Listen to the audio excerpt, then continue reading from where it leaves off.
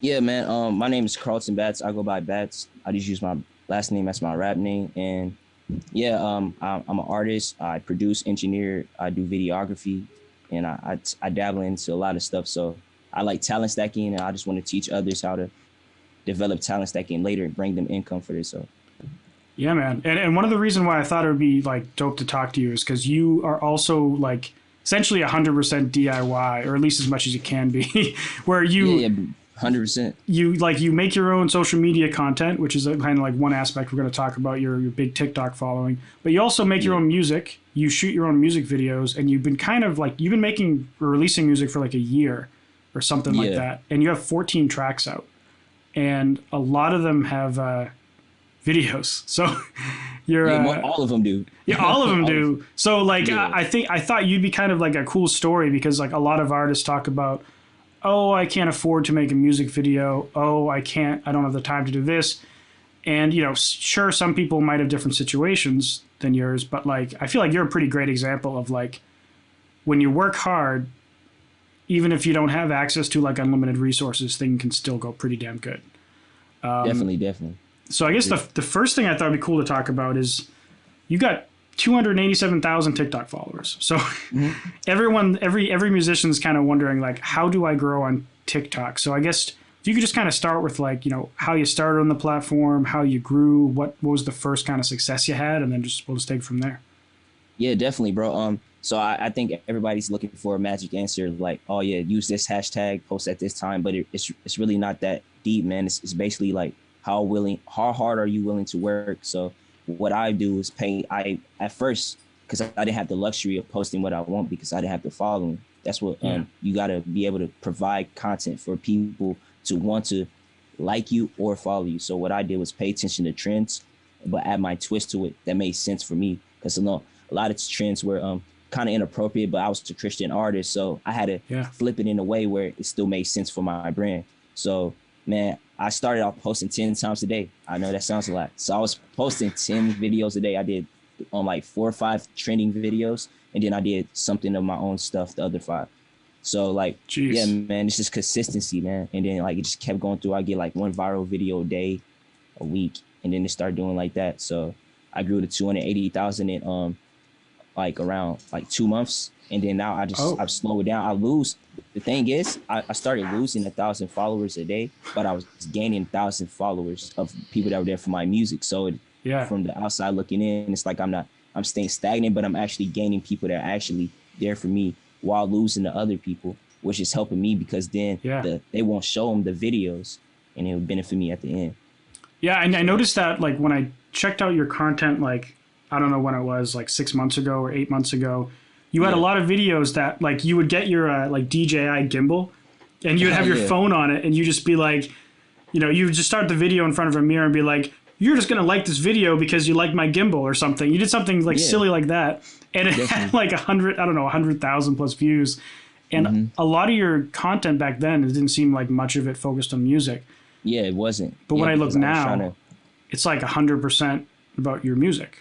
Yeah, definitely. And it's helping me. Actually, I'm seeing more, even though I'm getting less views on my music stuff, I'm seeing Yeah. it translate more because I built it up, and then now people are, they're willing to watch because even though how much we not to like to say how superficial we are, when you see somebody with a high amount of followers, Yeah. you're willing to pay attention to more. So yeah, Right. definitely.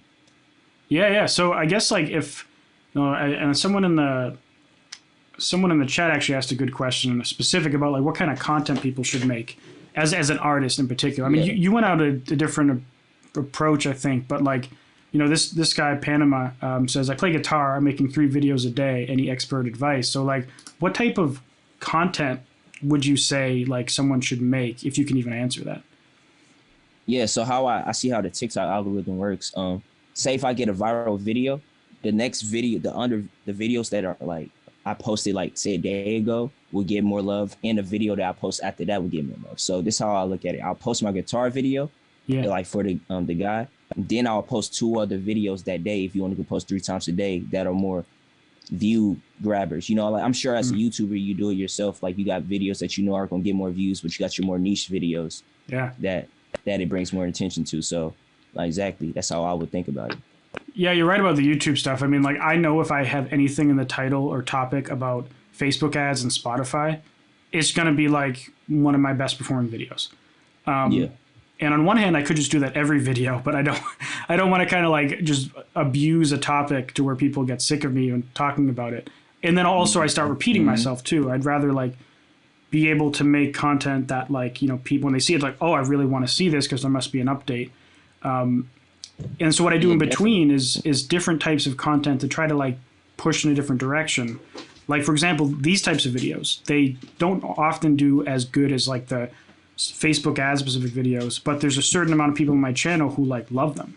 And you know, definitely. If people are looking for TikTok advice, you know, it's like this is the perfect video for them. They get to talk to someone who actually like grew a platform on the or grew a fan base on the platform. Yeah. So now the next aspect of that is a lot of people who are on TikTok have a horrible time, I guess, migrating from TikTok. But you actually, I mean, I don't know if you've been how much you've been promoting outside of like just your existing following, but you have 3,400 monthly listeners on Spotify, 1,355 followers on Spotify, and 1,000 subscribers on YouTube. So, and again, you've only been doing this for like, you know, a year or something. So, I mean, I feel like I've been taking it serious like for like more like 4 or 5 months. So, like how I migrated it. This is like, I truly like recommend this to anyone, especially artists, bro. Going live, like I'm sure too, like you can build connections way more, and those people are coming back. So what I did was, I'm a rapper, so I'll go live. I'll do freestyling sessions where they're giving me words, and I'm rapping the words that they're giving me. So they're first of all they're engaged, and now they're watching, they're being entertained at the same time, and they feel like they're more a part of it than if I was just posting a video. So those people either. I always know when I post the videos, those guys from my lives always are the first ones to comment, like, and then they help me boost me in the algorithm. So, man, I would do that. And every time I drop a video and have like a music video or something, I'll go live too. And on TikTok, and I'll like, hey guys, so this is what we're doing. If you come here, bro, I'll do set yada yada yada. I'll do like a little giveaway thing. And that's what I was giving people. What's the correct word? I'm trying to think. Like, incentive to come over to my stuff. So nice. Since I've been doing that, I've grown. My Instagram has grown tremendous. I was like a month ago, I was at 2,000 followers, and now I'm almost at 6,000. And my engagements, my views, and everything. So, man, it's really incentivizing people to come over and building real relationships with people, because each one of those relationships grows to way more people, because they're gonna tell their friends, and that's how that happens. So. Yeah, and like I know some people might be thinking, well, like when they see my YouTube videos of like, oh, getting 400,000 streams in a song, or like X amount of monthly listeners, some people might say like, oh, I can run X amount of Facebook ads and get 3,600 monthly listeners. But the thing is, you're getting this all for free, essentially. Yeah. And the people that are doing it are following you in multiple platforms, which is like super worth it. I mean, like you probably have a lot of people, like your Instagram following, probably 100% of that almost is following you on TikTok. Yeah. And probably 100% of the people on Spotify that are following you are following you on YouTube and TikTok and Instagram. Mm-hmm. So you can like hit up the same person in like 4 or 5 different ways, which is I'm reaching them every I can go live on Instagram. Those people are, hey, I get comments, hey, I love your TikTok, things of the sort. So I know that those are conversions happening. So man, you just got to incentivize these people. So when it comes to like your release strategy for a song, for me, so much of it revolves, like I do have some kind of organic social media strategy when it comes to it, a little less than I wish I would have, just because of time and like all the other stuff I have going on. But like when you release a song, what's the kind of like, I guess, social media post, TikTok post, Instagram post, YouTube, like when would you schedule your song on DistroKid or whatever distributor you use, and like when would you upload your video? Like kind of take us through the whole release process.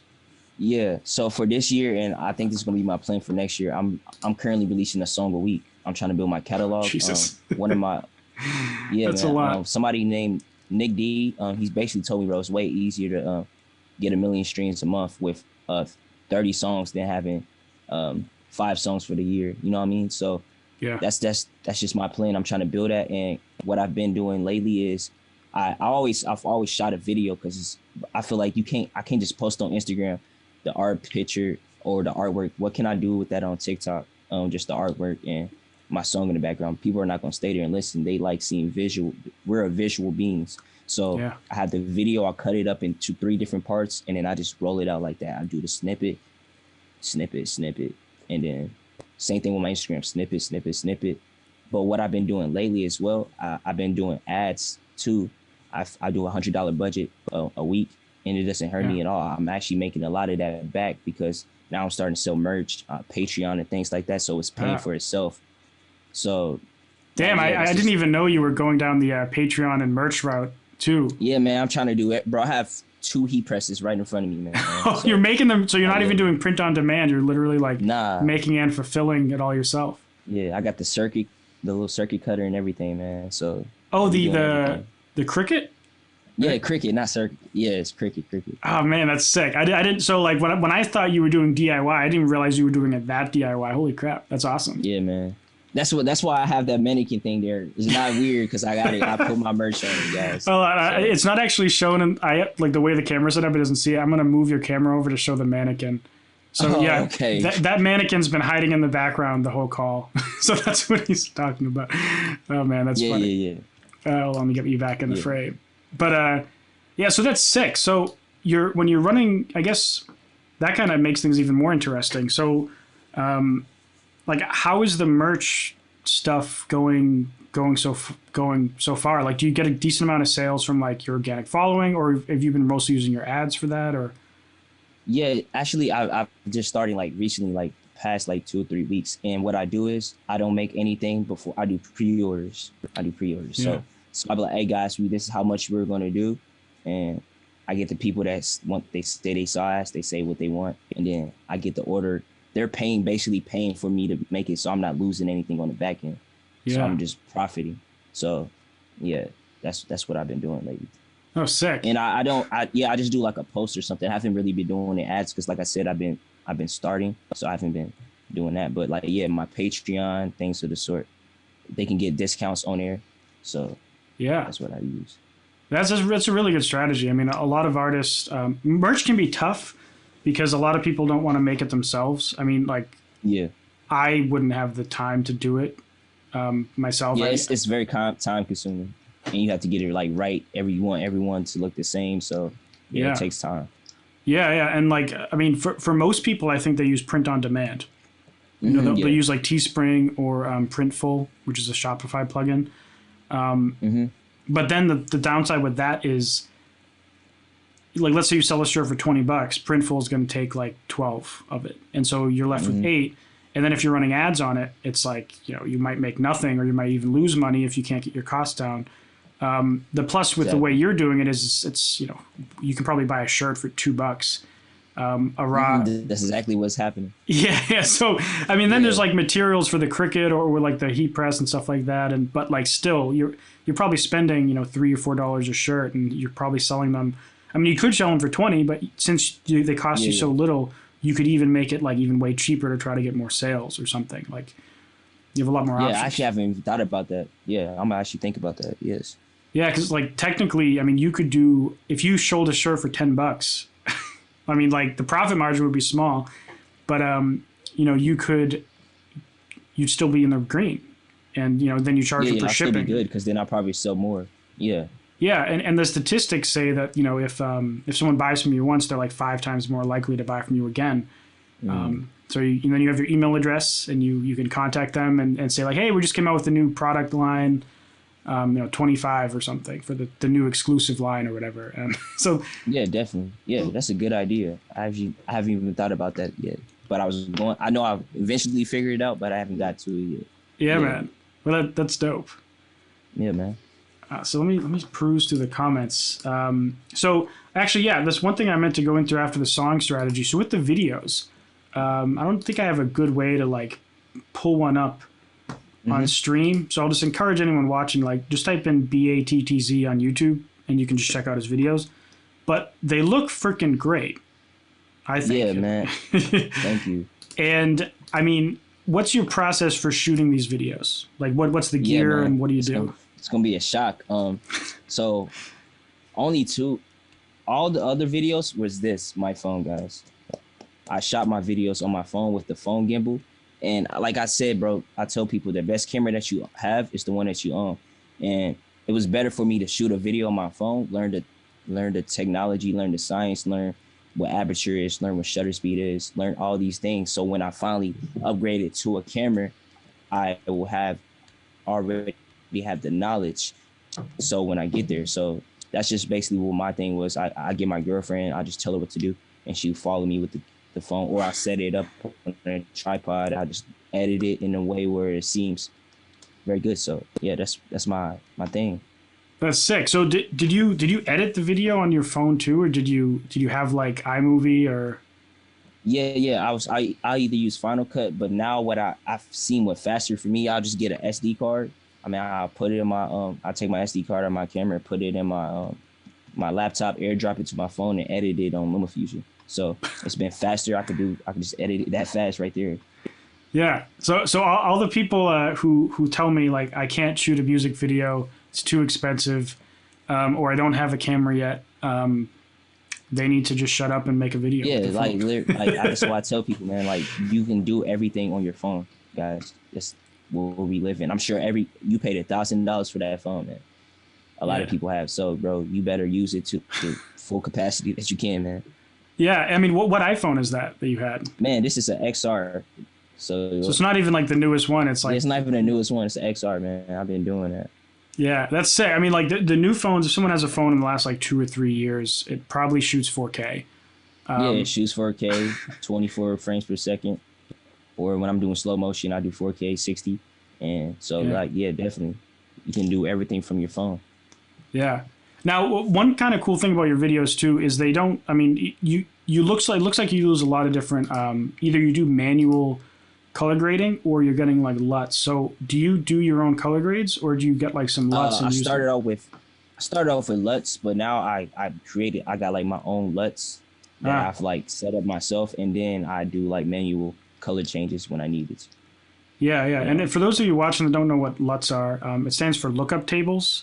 Basically, it's like mapping colors to different colors. So like right now, my video is actually like really flat looking, but on the YouTube, it looks all like blue and orange and like colors are very saturated. And that's just because I made a LUT in Premiere.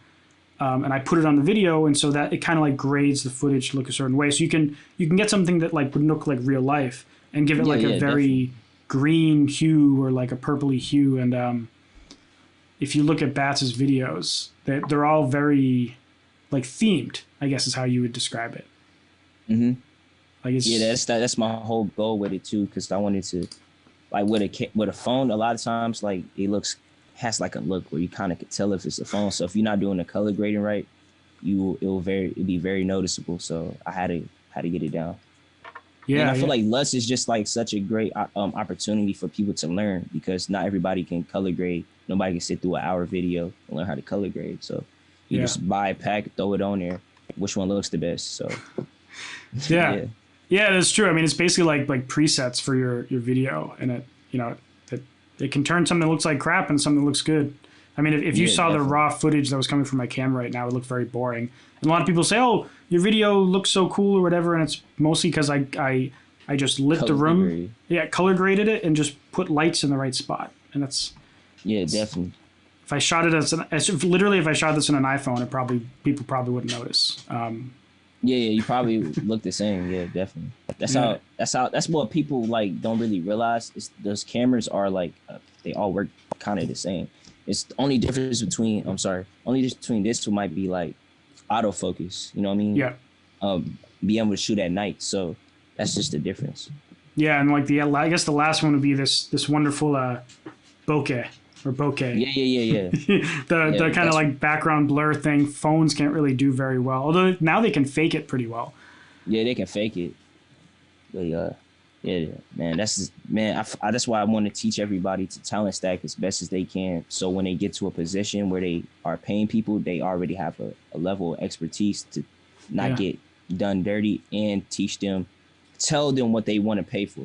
So Yeah, yeah. So you've mentioned talent stacking a few times, and I know what it is, but I guess kind of like walk through what it is.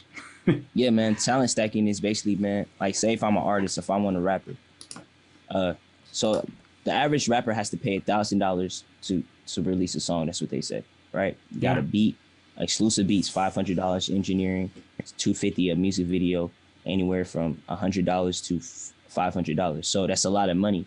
So what I decided was I took the time to learn how to produce. I learned how to engineer my stuff. And guys, it's so accessible now for you to learn. You have Splice. You can just go in there and practice. You can learn. That's $7 a month. You have there's like for engineering, there's like little presets that you can throw on your stuff, and then you can learn that way, copy what they do, and then make it sound, and then you just watch videos and learn from there. And then I taught myself how to shoot my own videos as well. So talent stacking has allowed me to release music frequently without spending any money. I can put all that budget towards ads and growing my stuff. So that's why I love talent stacking. Yeah, yeah, and that can also apply to like pretty much anything you're doing that you might pay for. It's just kind of like there's a few ways to look at it. On one hand, if you have a lot more money than time, it might make sense just to hire someone. Yeah. If you have more time than money, then it makes more sense to go learn how to do it so that you can use that money for another purpose. And if you're in the middle, you might make some decisions on what you want to, I guess, talent stack and what you want to hire out. And I guess like beats, a lot of rappers buy beats. And I guess there's kind of nice things about that and bad things about that. I mean, did you ever buy beats before you started making them yourself? I bought one beat. I mean, like, I'm sure artists have stolen beats before, you know what I mean? So I feel like that's like really what a lot of people do. But I just gained, I don't know, I didn't like the idea of my whole inspiration relying on somebody making something. So if me rapping is a business, I don't like the idea that I have to go scroll through YouTube or go on BeatStars, and they basically made my song for me, and I wouldn't have my song without them. So I just didn't like that idea. So I just wanted to learn. Yeah, and obviously there's some advantages to like buying beats where like you can just, you don't have to spend all that time and do that stuff. But like the advantage of doing it yourself is like you can customize and do whatever you want and really have your own brand.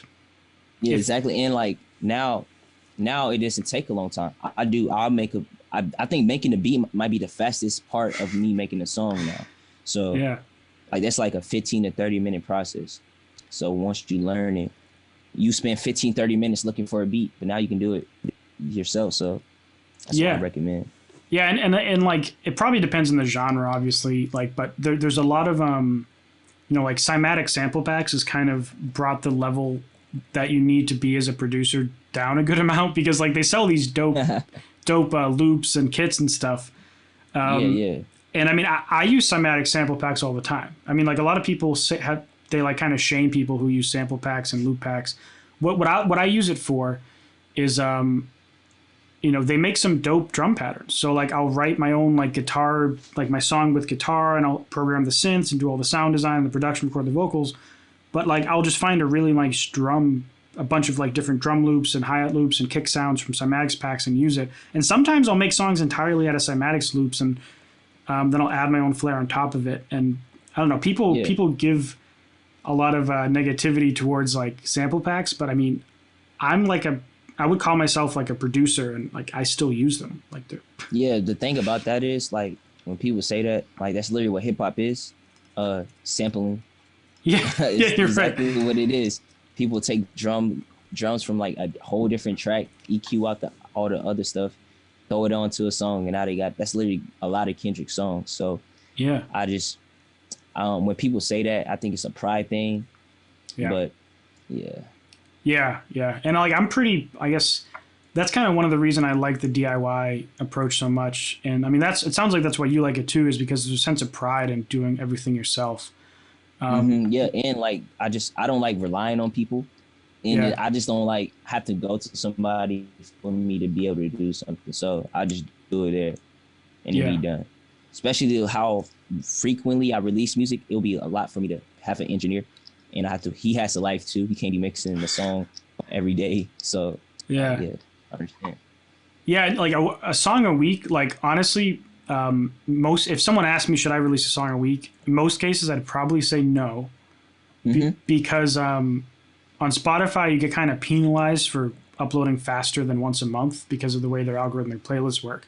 But the thing Wow. is, there is an advantage in where that if you have an organic audience that's going to check out everything you do, or if you have ads and you're going to pump the same amount of money into a song each time, then it's like you're building up a catalog really fast. And that's kind of another side of it, is where I don't normally recommend, like, people can run a big budget and ads the first song, but it's much more effective if, like, let's say you have 20 songs in your Spotify and you're running ads and driving all this traffic. It's way more beneficial than if you only have one song. Yeah. Who's going to follow an artist who has one song out? Nobody's like, you're like, okay, that's cool. Like, you have to have like a breakout song for somebody to follow you. Yeah. One song. And so, like, I think the whole releasing rapidly thing, it has its perks. I mean, and I'll talk about the downsides. Like, I know an artist who, like, would try releasing a song every 2 weeks, and they did it for a while, and they started noticing. I mean, they have like, I think 80,000 Spotify followers or something. So for them, the release radar is a huge deal. What happened a couple times was that when they released one of these songs in the 2 week intervals, the new one didn't get pushed out to their whole release radar audience. So they dropped a song expecting it to get X amount of streams based on all their previous songs, and it just like got like a quarter of that maybe. So it like kind of ruined their whole release because they were releasing too fast. Yeah. Definitely, I understand that 100%. Like, this is not something I want to do permanently. But my whole goal right now is to build a catalog. So when I get to that position, it's just I have stuff like I look at music like stock. So it's something that's going to always be there for me to make money. And I just want to build it up while I can, because I won't have this time forever. Because like I am very knowledgeable that I'm in a position where I have time, and a lot of people don't. So I want to take full advantage of it. Yeah, I think for you it makes a lot of sense. Just like you have a big organic following and a couple different platforms. You have a decent catalog, but you don't have a big catalog. And I think it makes a lot of sense to kind of build that up. And you talk about like you're in a good situation you have the time now to crank stuff out. Like, what's your current like schedule like that gives you all this time? Man, like I don't have to I don't work at like an actual job, so I'm in a position where I'm making money in different ways. Like I go shoot a video for a certain person, or I do features. I charge around like $500 to $650 for a feature, and I get those pretty often. Yeah. So I feel like I'm making decent money. I compared it to like my old job. Like I was working a job like a couple months ago, and me working a 12-hour shift, I'm making more money than I was then. So I want to take more advantage of this situation while I can. So my dad got a baby coming soon. So like, and I have to be at home more. So it kind of works out for that. Yeah. Well, that's sick. I mean, that makes a lot of sense. If you can find a way to not work 40 hours a week and make the same amount of money, that's like perfect time to, crank out as much content as you can, and even get yourself in a position where like you have the next year of music like ready. It's ready to drop. Yeah, exactly. That's my whole thing. Yeah. So I have like I have for the next 4 weeks my songs ready. So like on this track. Damn. And all the videos? Yeah, I have most of them. I have to shoot one tomorrow. So. Oh, sick. Let's see. I'm gonna check out the chat. See what we got going on. Oh, someone said, "Bro, run this guy some ads." And then he said, "I can't tell it was from a phone. Good work." I'm guessing he checked out some of your music videos. Thank you. And I try to make a regular version, acoustic version, instrumental, and 1 minute intro to a song. So there are 4 possible streams per release. That's interesting. Yeah, I don't know if that would work in all genres, but I can totally see that working for some genres of music. Yeah. Like an instrumental hip hop song wouldn't really make sense, I don't think. Yeah, it's like the whole point of hip hop is like the lyrics and the vocals. I mean, the beats are obviously important, but like hip hop is like the most vocal genre, I think. If it was like lo-fi or something, that's very big, the lo-fi instrumentals. But yeah, I don't know. It is. Yeah, and I guess I'll since I'll announce a secret project that I've had going on that I'm eventually going to make a YouTube video about, just to kind of pique everyone's curiosity. So you keep hearing all this stuff about like fake Spotify artists, and a lot of them are in the lo-fi industry. And what I heard about is that there's a label who didn't want to have to pay artists for all the music they had in their playlist. Like they would sign them as their label, put the music in their playlists, and they'd have to split all the streaming costs with the artist that wrote the songs, which makes sense. You obviously pay the artists that make the songs. So instead what they did is they started paying artists on like a contract or a session basis to make them songs, and they would just create a fake artist and release the song. So they would get 100% of the streaming revenue. They just had to pay off the artists up front. And so one experiment I'm running is I dropped like 80 lo-fi songs under like 6 different artist names. They're all just me. But like one of them is like 2 of them are like my names of my dogs. So like there's like my dogs each have their own Spotify profile, and I came up with a few different fake brands and YouTube channel. And I'm trying to see if I just like run ads in all these playlists. Since it's me, just like literally just a playlist full of 80 of my own songs, I get 100% of all the stream income from the playlist. And yeah. So just a side note. That's crazy. I actually had a friend like he did something like that. It didn't work out good, but like he tried it. Yeah. So like that's actually amazing. It's at the point now where it's gone from 100% loss to only a 75% loss in a month. So the goal is to get it to break even, and then I'll focus on trying to have it be profitable. So, but it's expensive. I mean, like I've spent a couple grand trying it out already. Oh wow. But like for a label though, like that would be like nothing. You know what I mean? So like it's crazy that they're actually doing that. Yeah, I mean they do it even bigger scale. I mean like that's what I'm saying. Like they're probably doing like they invest like 20,000 or so into each artist.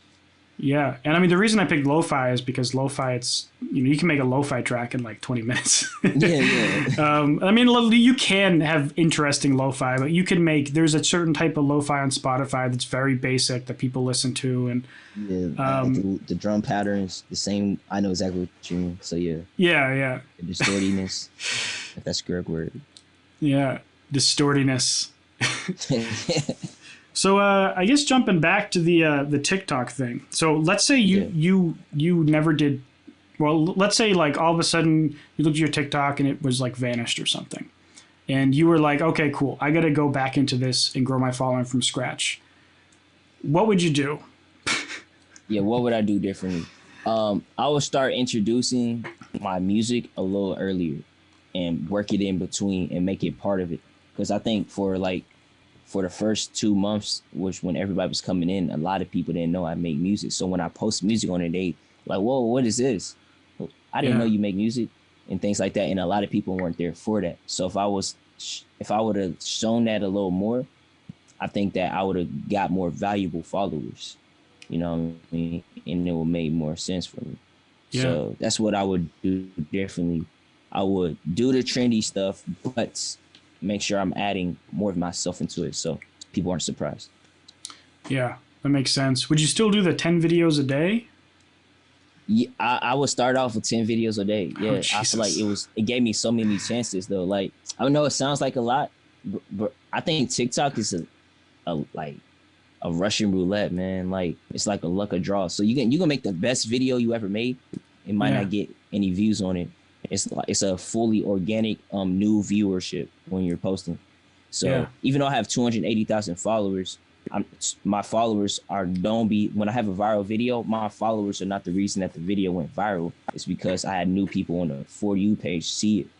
So I would just give myself the most opportunities I can.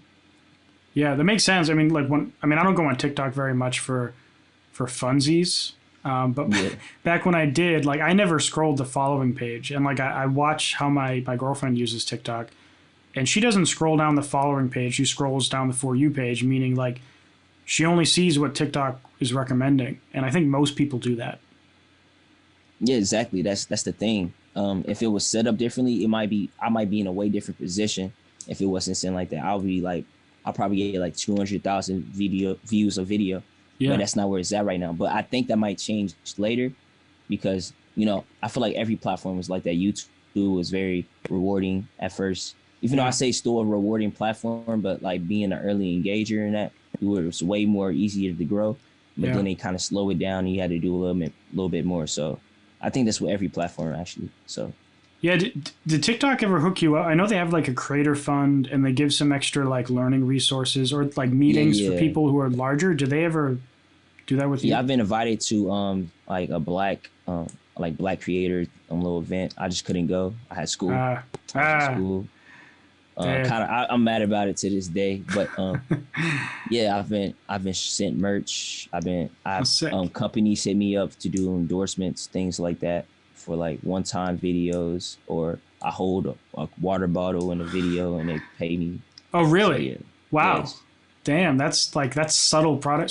So man, that's actually like the most specific type of product placement I've heard of for a content creator. Like not talking about it, literally. I know you've seen it before, man. The cold water, like the cold water bottle, it's called. It just says cold water, and everybody has it in a video. I've been sent like teeth whitening. I just did a teeth whitening video, and I just like it was like glowing or whatever it was called. They pay me a certain amount, so. Oh geez. So like, I mean, you probably can't, and probably also don't want to talk about like the specific numbers that they pay for like a platform your size, but like, I guess like to kind of abstract a little bit, like, is it like good amounts of money that they pay for these? It's like on YouTube, when someone asks me to do a sponsorship, I'm not going to name exact numbers, but it can be anywhere from like, 100 to like 500 for a sponsor thing. And I don't do them very often. I only do them if I like them. That range. Okay. So it sounds like, I guess it makes sense because the videos are shorter. I think the most I was offered was like $350. Like, are we good? We're good. Oh yeah, it was just chopped up for a second. I think one of us has a choppy internet connection, but it's whatever. Yeah, it's probably me. I'm in the basement, man. Sorry about that, man. But, yeah, it's all good. One time I talked to someone and he was doing Zoom from his phone in his like girlfriend's like family room or something, because it was it was brutal, but it was still a good chat, so it's whatever. Yeah. So has it been doing that the whole time? I didn't even know, man. I'm sorry. No, the audio has been on point for the most. Like there's only been like one or two little cuts, and it's been all good. So okay, cool. Yeah, so like I don't know if you heard me, but I said like 100 to like 350 was the most that I've seen, and sometimes they offer you products as payment, like yeah, they say, oh, you get like this certain amount of store credit, and I didn't really want to do it. Yeah. So. Yeah, I've had people reach out with some pretty shady deals. Like, hey, we have this. It's all like there's a good amount of music marketing companies that reach out. Hey, we have this playlist network thing that we'd love for you to talk about in a video, and like some of the incentives have been so stupid. Like, we'll give you like 30% off. It's like. Yeah, like what? Yeah, I've been offered. I'll try like do videos on people's apps, and they're like, "Hey, I give you a verification badge." Yeah, it's like the video. They're obviously not very serious about their company if their best offer is we'll give you a verification badge. Yeah. Okay. Yeah. I forgot what I was just gonna say. I blanked out a little bit. Oh yeah, so you mentioned that you do work on the side, kind of like making videos for artists.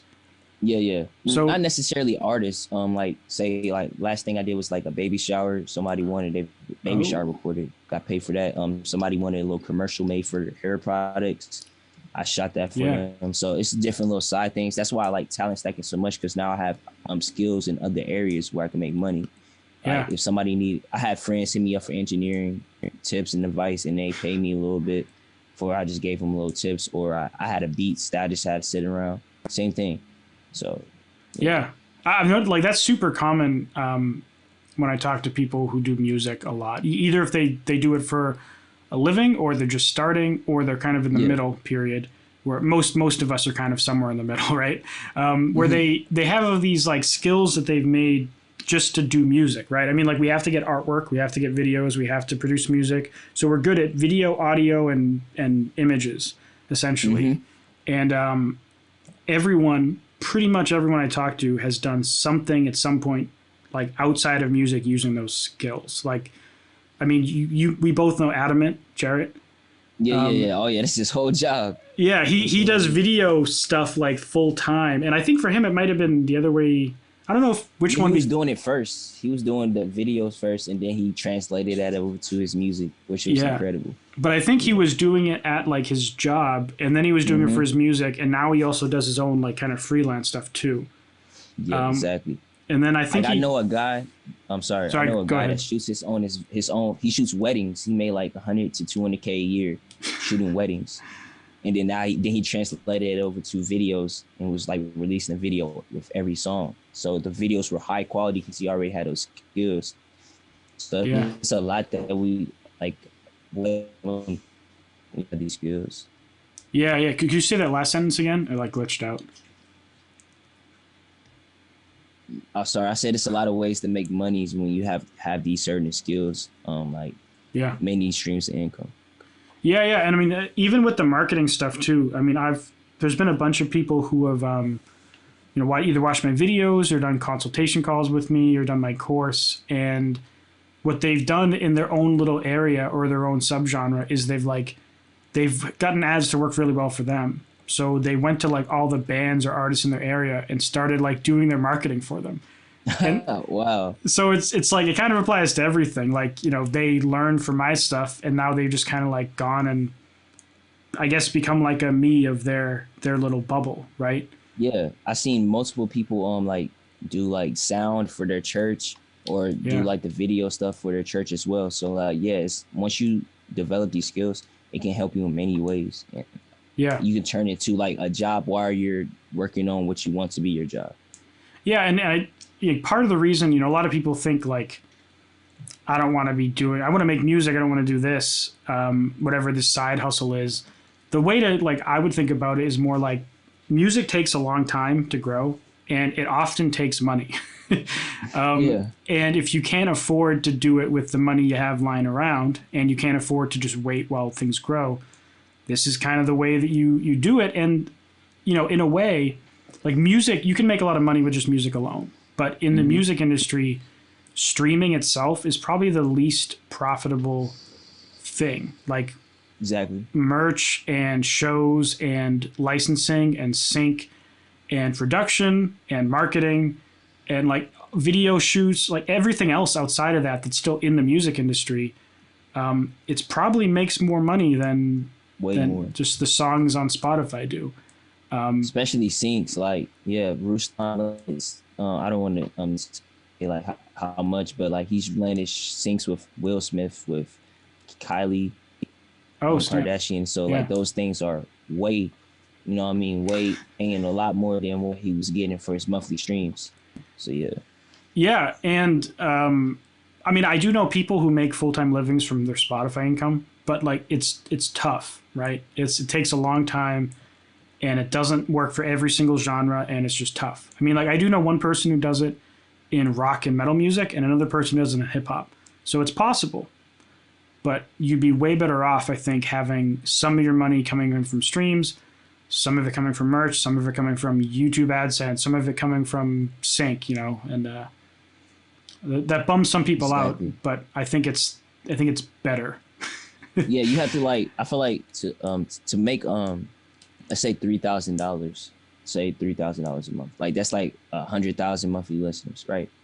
You would say you need a million streams to make like roughly $3,000. I think a million might be $3,500 or something. Yeah. So around so if you're getting 1 million streams a month, that's $3,000. So I feel like for you to be living, I feel like that's comfortable for like say somebody my age. That might not be comfortable for somebody like your age. So like you have to be doing really good to be. You calling me old, man? No, I'm not calling you old, bro. But I'm saying like somebody that has a house and stuff. Yeah. Has their own thing. Yeah. I mean that's totally true. I mean, if you're making $3,000 from music, I mean, how old are you, by the way? I'm 19. So when you're 19, I mean, like making $3,000 a month from music, it's like better than any job you'll reasonably get when you're 19. I mean, like it's hard working when you're not. I mean, I don't know if you're in college, but like college, I mean, like without a college degree, it's like you have to get into some industry and then work your way up, right? So like when you're 19, it's tough to get a good paying job. And honestly, like I bet like for you, like you probably have a lot more potential doing all these little side hustles you have than most of the people my your age. plan is not to let music be my main income. I want to dabble into YouTube. I want to dabble into a lot of things. So yeah, I totally agree with you. Yeah, yeah. Man, you're 19. Jesus. I got 10 years on you. Man, that's all right.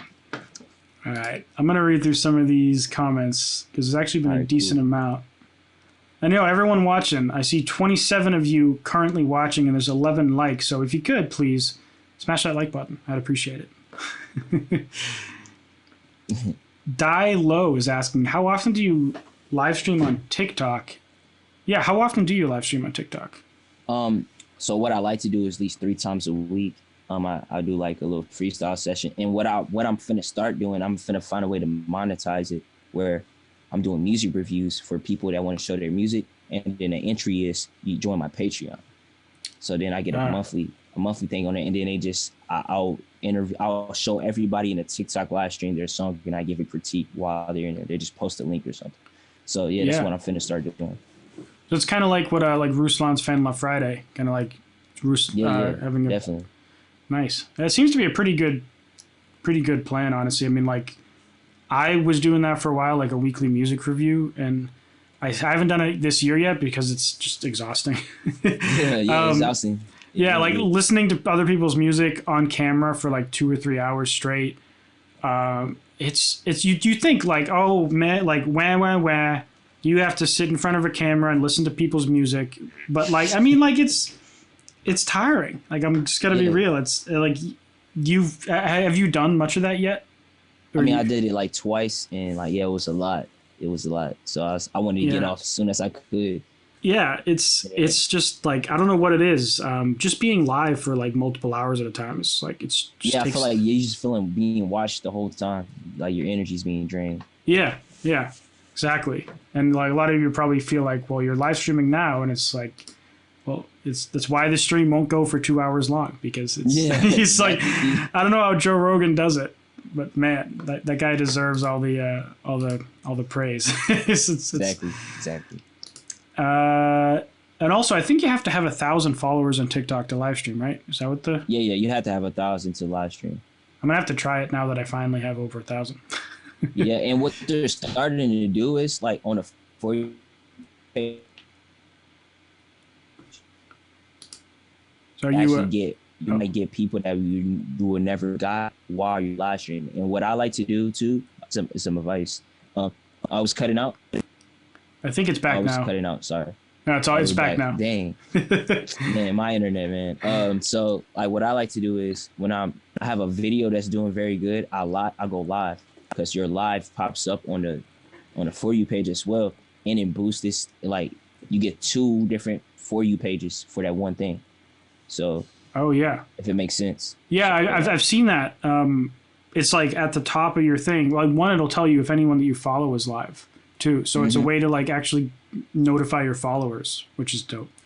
Yeah. That's what I started doing when I post a video. I'd be like, I'll say I posted a video, guys, check it out. Or if I had a new song drop, and that'd be helping. So yeah, that live feature is incredible. Yeah, and like I've seen people do some stupid stuff too. Like, one guy out that I follow like was live streaming, and he was like playing a video game. Like, he was live streaming him playing a video game on TikTok, but the camera was aimed at him. And so you couldn't see what he was playing, but he was just like talking in the background, and people would like ask questions. He'd like look over and answer it every couple minutes. And he had like hundreds of people watching, and I was like, what is going on? Yeah, I don't know. People are weird, man. They just actually watch it, and it's crazy. So yeah, I seen people like try to move people over to Twitch. They put a green screen on and things like that. So I bet that's what he was doing then. Yeah, he's probably dragging people over there. So it's a smart move. Yeah, that seems to be a really good way, because it's kind of the same thing on one of the strategies on YouTube. I don't know if you have to have a certain amount of subscribers to do this, but there's the premiere feature and there's also the live feature. Premiere. And so one strategy is to kind of like have a video premiere at a certain time, but like live stream right before it. And then like, when you're in the live stream, like let's say right now, I got 26 people here. And let's say I had a video premiering at 10 or 10 p.m. my time, which is in 15 minutes. I might end it in like 10 minutes. And I would say, everyone, like, here, go check out this video. it's about this topic we were just talking about. And then so in addition to all the people who already would check out the premiere, you kind of like, you get your actively engaged group of people and push them over to the thing you're trying to promote. So it makes sense how that would work. I didn't even think. Yeah, that makes sense. So I'm gonna have to, once I get like, I'm using like the EOS like live cam thing so I can use my camera, but I'm gonna get like an actual like capture card so I can get that stuff working and it'd be like lasting. Yeah, and I need to get a battery. That's what I need to charge the battery. Does the EOS utility thing work good? Yeah, it works good. Like, I just plug it up. It does it automatically. I don't. That's sick. So, yeah, because I use the. Helpful. They just updated it. Sorry, go ahead. So yeah, go ahead. My bad. Oh, I was gonna say I got the I use the Elgato 4K stream cam or whatever it's called, Cam Link 4K, because when I bought it, EOS or Canon didn't have a EOS cam utility yet. But it sounds like that's a dope option because like I've been thinking about getting a second camera so I can, like Ruslan updates his thing, he gets like freaking slider on the side, and I'm like, man, I gotta get me a second camera now. His stuff is incredible. Yeah. All right. I'm just checking the comments.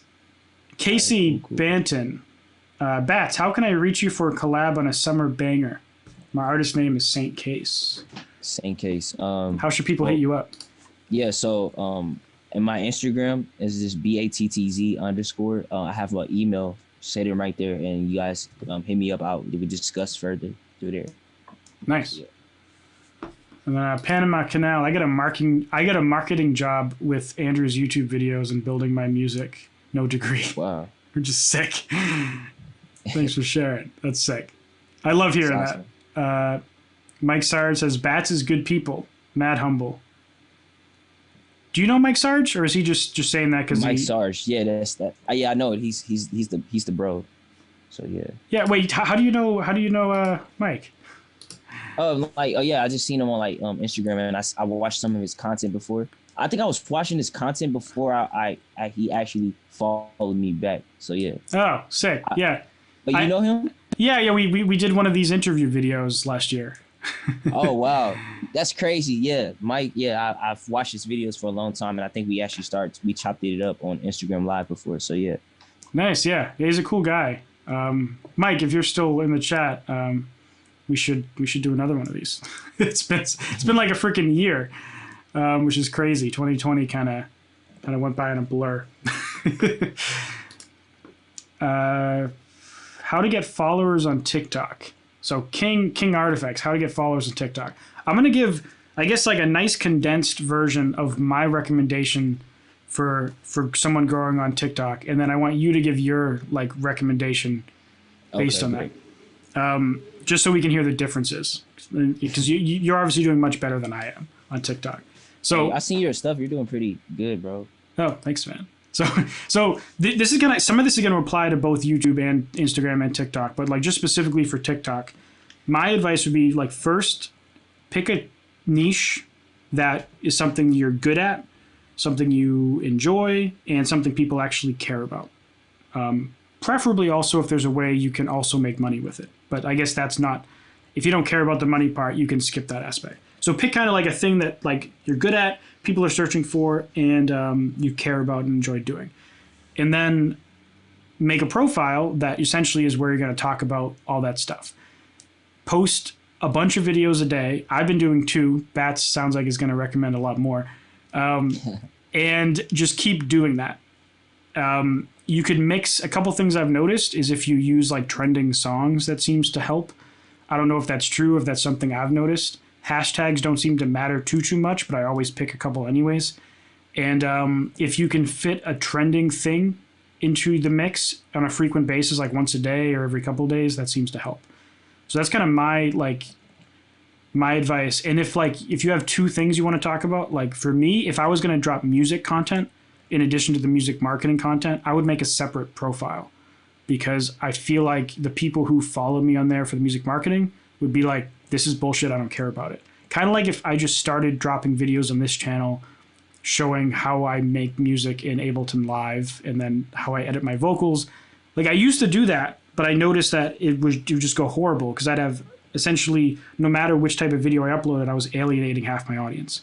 So that's when I decided to commit to one, and I feel like that's a good recommendation. But yeah, what's your kind of like couple-minute description on how to blow up on TikTok? Yeah, man. Like, so consistency. I will range anywhere between 3 to 5, or if you like really want it, man, like 10 videos a day. I know that sounds like a lot. I watched this video from Think Media, and it basically told me like have different types of content. You have your content as the whole purpose of is to gain new followers, gain views. Content that was niche down that still can gain new views, but people like, and you have your ultra niche content. So that can be, say for me, so my trendy topic, trendy video, funny video, and then trendy video with my twist on it that's showing that I am a rapper. I know I'm a rapper. And then third, the ultra niche is basically me, my music itself. So that's how I would break it down. Basically, my plan would be with it. Nice. So in general, it sounds like trending sounds, hashtags, time of day, doesn't really matter much. Yeah, I don't think hashtags do anything, bro. I've done videos with 0 hashtags, and it's been done incredible. Yeah. I done videos with 0 hashtags, and it's done horrible. So I don't know. Yeah. Same thing, vice versa. I use the same hashtags. It do good, then it do bad. So I don't really think. And a time of day, I've noticed for me, my best videos done are like late at night, like 11 p.m., 12 a.m. So yeah, I think it depends on the person, because I feel like that's where most people are really laying down on their phone, scrolling through TikTok. Should be asleep, but they're not. So yeah. And how, like, if you had to say, like, do videos often kind of blow up immediately, or is there kind of like a lag between when they take off? At first, I feel like in the beginning life cycle of TikTok, that might be because not much people were posting, but yeah, I would post, and like, yeah, my first viral video, it did 200 views the first week, and then once it started going crazy a week later. So I was like, what the heck? And then, but now that I noticed it would do good automatically within the first hour, you like, okay, this is doing pretty good, and then the next 8 hours or so, it's gonna be its lifetime. Yeah. And if it's a viral video, then it's going to do that for like a week or so. Oh, damn. Yeah. It seems to be infrequent for me too. I mean, like I haven't had anything blow up to like the scale of what yours are, but like that video that I uploaded, that like in the middle of that week period I was uploading a couple a day, it shot up to like 10,000 the first day, and then like 2 days later it had like 100,000, and then like it's taken like another few days to get to 160K. So like it's like it's a couple of thousand every day after that. It's weird, like how things get like it's, and if it's a couple other videos, like I had one that I thought was gonna tank. It got like 200 views the first day, and then like one day I looked and it gained 10K, and then now it's gaining like 500 a day. It's so weird how they roll it out, but it's like it seems like if you have one video blow up later, then videos but like previously can just randomly because those people are going back to those videos. They're probably clicking on it, or I think the algorithm pushes people to those old videos as well after you have certain things, because they might think that content is similar. Because what I've noticed is I feel like TikTok shows me the same person over and over again, and I never like their videos or something, and then until I finally like their video or I follow them, and then because I've been seeing them so much. And then it just then they show me a new person over and over again. So I think that's how it might work. They might be assigning you to like people, and then like seeing how you connect with them if they're rocking with you. Yeah. And it seems like people talk about how important like the first 5 videos you post are, and I think that might have been why, like when I was doing the 2 videos a day, it took a few days till anything really happened. I think it's because before the type of content I made, I would just kind of make random videos on different topics. And I think TikTok just couldn't figure out what the hell I was doing. Yeah. And then once I got enough video views across different videos that they kind of saw like, oh, okay, he's doing music marketing content. All of a sudden, it seems like the people I was getting were like perfect fits for music marketing content. And it was creepy. Like people would comment being like, I've never searched you on here. I only follow you on YouTube, and here I am on TikTok, and TikTok's recommending me all of your TikToks. And Yeah, it did the same thing for Patrick's DC for me. I was like weird. I was like, bro, like how it got like low amount of views, but I was the one to see it after I was just watching this video. So yeah, it was. It just I think like they might be pulling information from different things because I get straight producer videos or music stuff. So I've noticed it too. Like I'll get a lot of people who I subscribe to on YouTube. I'll see on there, and I'm just kind of like, maybe the algorithm's that good at predicting what I'll like, you know. Mm-hmm. But I like it makes me wonder like if they do pull a lot of data about people. I mean like these social media services basically track everything about you. So yeah, definitely. Yeah, I watched one video from one guy and then I start seeing it all the time, and it's not even the type of content that I would want to watch at all. So yeah, I think that might be what it is. Yeah, man.